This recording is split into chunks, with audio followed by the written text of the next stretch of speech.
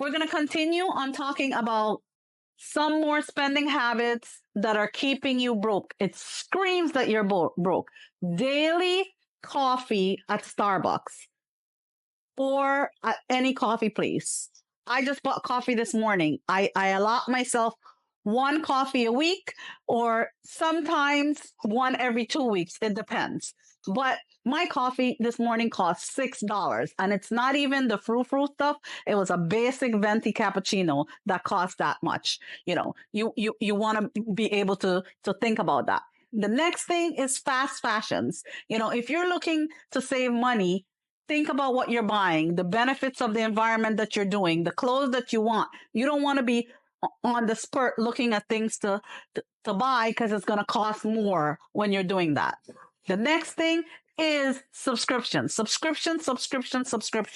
If you look at all of your credit cards and there's at least 2 subscriptions that you're not using. I guarantee you, I'm telling you this. So you want to look at that.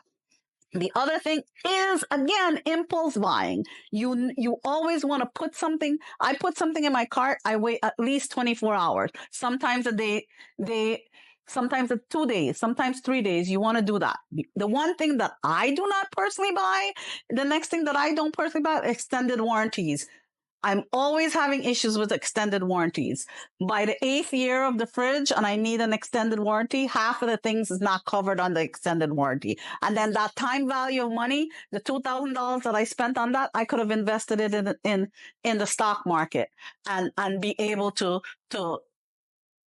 make money on my money, make money while I'm sleeping. So these are a few other things that are things that screams that you're broke. You buy all these frivolous things and then you're like, oh my gosh, this is what's making me broke.